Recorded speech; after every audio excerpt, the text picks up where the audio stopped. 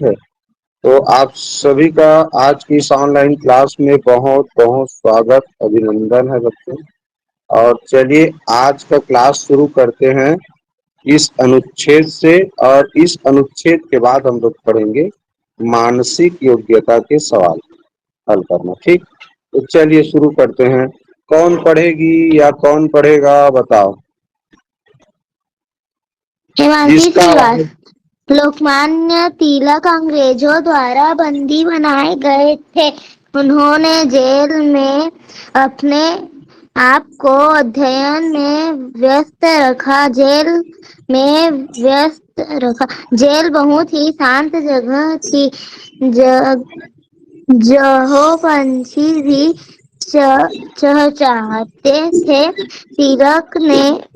तिलक ने अपने भोजन में से थोड़ा खाना पक्षियों के लिए रखना शुरू कर दिया। धीरे धीरे उनकी संख्या बढ़ती गई और वे तिलक के चारों ओर इकट्ठे होने लग गए। पक्षी उनके सिर और कंधों पर निडर होकर बैठ जाते थे। उनकी चहचहाहट से वातावरण में मधुर संगीत बढ़ गया। एक दिन गश्त लगाते हुए जेलर तिलक की कोठरी की ओर गया। पक्षियों की चहचहाहट सुनकर उसने कोठरी की ओर झांका और पूर्णतः आश्चर्यचकित रह गया। उसने कहा, इतने सारे पक्षी यहाँ कहाँ से आ गए? यहाँ तो हर कोई पक्षियों को खा जाता है, इसीलिए पक्षी इस ओर नहीं आते हैं। तिलक हंसकर बोला, पक्षी भी मित्र और शत्रु में भेद कर सकते हैं। बहुत बढ़िया। ये भेद कर सकते हैं, इसका अर्थ क्या होता होगा जी? प्रकार। हाँ नहीं, वो संज्ञा का प्रकार सर्वनाम का प्रकार नहीं है ये। यहाँ पर भेद होता, भेद माने बताओ कोई बच्चा जाने। बहुत बढ़िया। पहचान कर सकता है हमको ना। जब किसी शब्द का मीनिंग पूछा जाए, मायने पूछा जाए, शब्दार्थ पूछा जाए, आशय पूछा जाए, तो तुम लोग उस शब्द के जगह में जो मायने सोच रहे हो उसको रख के देखना। तो जरा भेद के जगह में ये पहचान शब्द रख के देखो। पक्षी भी मित्र और शत्रु में भेद कर सकते हैं, यानी पहचान कर सकते हैं। यानी वो लोग पहचान लेते हैं कि कौन हमारा मित्र है, किससे हमें नुकसान नहीं पहुंचा, कौन हमें नुकसान नहीं पहुंचाएगा, कौन हमें नुकसान पहुंचा सकता। दूसरा एक अर्थ होता है भेद का बच्चों अंतर। यानी वो लोग मित्र और शत्रु में अंतर कर सकते हैं, यानी दोनों के अंतर को अच्छी तरह से पहचान कर सकते हैं, ये कहने का मतलब है। और एक और भेद होता है, भेद यानी होता है रहस्य। भेद यानी रहस्य। जैसे कोई किसी के भेद को नहीं जान सकता, ऐसे बोलते हैं ना, इसका भेद कोई नहीं जान सकता, मतलब भेद यानी रहस्य। ठीक, तो एक भेद माने रहस्य भी होता है, पहचान, और भेद माने प्रकार। तो चलिए भेद के बारे में बहुत सारा चीज जान गए। अब जानते हैं इससे संबंधित प्रश्न उत्तर। तिलक को किसने बंदी बनाया? अंग्रेजों ने। बहुत बढ़िया, अंग्रेजों ने बंदी बनाया। तिलक अपने भोजन में से पक्षियों के लिए कुछ खाना क्यों रखते थे? क्यों रखते थे भाई बताओ। सी, ऑप्शन सी सर। उन्हें सर पक्षी ऑप्शन और सी। उनकी क्या चाहत पसंद थी? यही था। कहाँ पर लिखा है बताओ तो।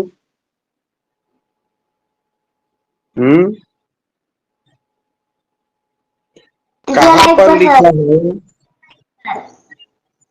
कहाँ पर लिखा है कि उसको चाहत पसंद थी? बताओ जी। तीसरा लाइन पर। कहाँ? तीसरा लाइन में क्या लिखा है? चलो पढ़ो। उनकी चहचहाहट में वातावरण में मधुर संगीत बढ़ गया था। उनकी चहचहाहट से इसी को कह रहे हो कि किसी दूसरे को कह रहे हो? तिलक ने अपने भोजन में से थोड़ा खाना पक्षियों के लिए रखना शुरू कर दिया था। धीरे धीरे उनकी संख्या बढ़ती गई और वे तिलक के चारों इकट्ठे होने लगे। तो ये कहाँ पर पता चलता है कि उन्हें पक्षी और उनकी चहचहाहट पसंद थी? उनके पास पर्याप्त भोजन था, वे बहुत अकेला महसूस करते थे। पक्षियों के लिए खाना रखना उनकी आदत थी। आदत थी भी कहीं पर लिखा है क्या? नहीं सर। तो ये इसलिए होगा, देखो, वातावरण में मधुर संगीत बढ़ गया, लिखा है ना, उनकी चहचहाहट से वातावरण में मधुर संगीत बढ़ गया। मतलब जो पक्षियां थी, पक्षियों का आवाज उनको मधुर संगीत की तरह लगता था। इसका मतलब क्या हुआ कि उनको पक्षियों की आवाज पसंद था। किसी को पक्षियों की आवाज शोर लग सकता है, शोर, कानों में चुभने वाला, पसंद ना आने वाला। यानी पक्षियों की आवाज हर कोई को पसंद आए ये कोई जरूरी नहीं है। तो जिसे पसंद आ रहा है, लोकमान्य तिलक को पसंद आता था, इसका पक्षी और उनकी चहचहाहट उनको पसंद थी, इसीलिए उसने अपने भोजन में से पक्षियों के लिए कुछ खाना रख देते थे, ताकि उसको खाने के लिए पक्षी आएंगे तो मुझे उनकी आवाज सुनने को मिलेगा। ठीक। धीरे धीरे उनकी संख्या बढ़ती गई। 78 नंबर प्रश्न। यहाँ उनकी किनके लिए प्रयुक्त हुआ? यहाँ उनकी शब्द धीरे धीरे उनकी संख्या बढ़ गई में देखो ऑप्शन एक डी उनकी सर। शब्द। ऑप्शन डी पक्षियों के लिए। बहुत बढ़िया। तो मुझे ये बताओ बच्चों, तुम लोगों को मैं संज्ञा सर्वनाम पढ़ाया हूँ, तो ये उनकी शब्द क्या है? कौन सा शब्द है? संज्ञा सर्वनाम विशेषण क्रिया विशेषण, चार व्याकरण के जो मूल शब्द हैं उनको हम पढ़ चुके हैं। तो यहाँ पर ये उनकी शब्द क्या है? संज्ञा है, सर्वनाम है, विशेषण है, क्रिया विशेषण है? सर्वनाम। क्या है? सर्वनाम है। नाम बताओ, कौन बोले? नाम बताओ। गीतिका साहू। चलो, गीतिका साहू, बहुत बढ़िया। सर्वनाम है उनकी शब्द। क्या बता सकते हो ये कौन सा सर्वनाम है? उनकी शब्द कौन सा सर्वनाम है?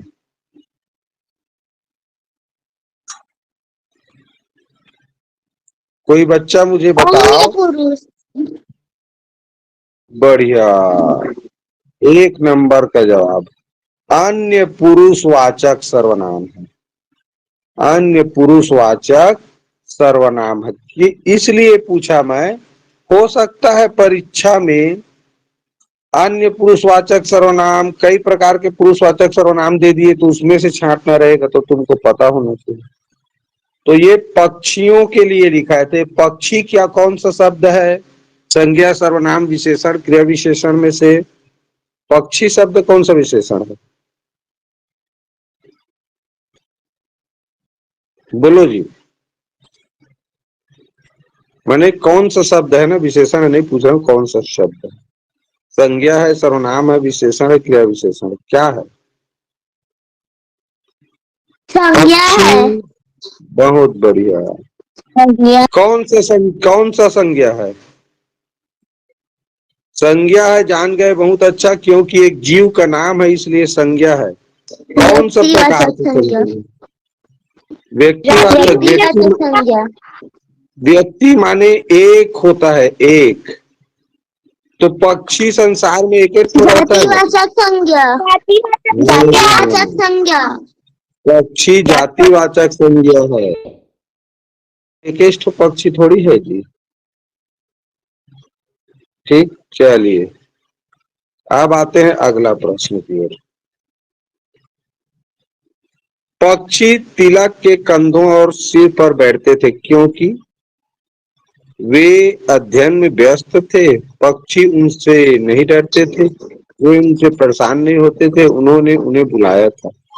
ऑप्शन बी क्यों? सर, ऑप्शन बी, पक्षी उनसे नहीं हाँ, डरते थे। पक्षी उनसे नहीं डरते थे, वो उन्हें प्रेम करते थे। ये भाव उनको समझ में आ गया था कि हमें इनसे नुकसान होने वाला नहीं है, जो हमें खाना दे रहा है वो हमसे प्रेम भी करता है करके समझ गए थे। ठीक है, इसीलिए उनके कंधे पे बैठते थे। मधुर का विलोम शब्द होगा, मधुर का विलोम शब्द कड़वा, होगा। कड़वा, कड़वा। देख लो यहाँ पर थोड़ा अच्छे से, मीठा, कड़वा, कटु, रूखा। यहाँ एक और शब्द है जो कंफ्यूजन पैदा कर रहा है, कटु। मधुर। सर हाँ, कटु का कड़वा मतलब मुझे यानी पता भी है, मधु।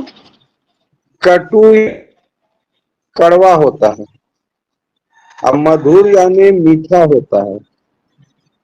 तो मधुर शब्द यहाँ पर क्या होगा? तो मधुर शब्द देखो यहाँ पक्षियों की आवाज के लिए यूज किया गया है बच्चे। पक्षियों का आवाज कैसा था? मधुर था। तो अगर कटु। पक्षियों को मधुर नहीं होगा तो क्या होगा? कटु हो सकता है।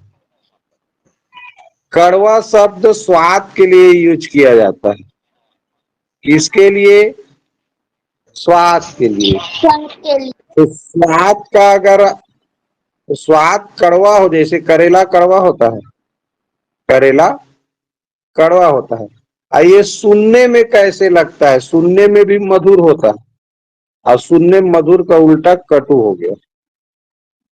चलिए बच्चों, अब आज पढ़ेंगे एक ये वाला अनुच्छेद पूरा हो गया। इसमें कोई शब्द थोड़ी है जिसका तुम लोग मायने जानना चाहते हो, क्योंकि हिंदी में जितना ज्यादा शब्द का मायने जानोगे उतना काम आएगा परीक्षा में अनुच्छेद हल करते समय। ठीक है, इसलिए अधिक से अधिक शब्दों का पर्यायवाची जानो। ठीक है, उसका मीनिंग जानो, मायने जानो, आशय जानो। ये मेरे ख्याल से इसमें उतना कुछ नहीं है, जिसका बताना था वो बता दो। हाँ, बोलो बोलो। व्यस्त। बहुत बढ़िया, व्यस्त। अभी आप लोग एक काम में व्यस्त हो, बिजी बोलते हैं उसी को, इंग्लिश में बिजी। व्यस्त होना माने किसी काम में लगे रहना। अभी तुम लोग ऑनलाइन क्लास पढ़ने में व्यस्त हो, ऐसा वाक्य बोल सकते हो। मैं अभी ऑनलाइन क्लास लेने में व्यस्त हूँ। तुम लोग ऑनलाइन क्लास के माध्यम से पढ़ने में अभी व्यस्त हो, बिजी हो। इंग्लिश में BUSY बोलते हैं, बिजी। आगे समझ में बच्चों? व्यस्त होना माने किसी भी काम में लगे हो, कर रहे हो उस काम को, तुम्हें दूसरा काम करने की फुर्सत नहीं है, तो समझ जाओ तुम बिजी हो, व्यस्त हो।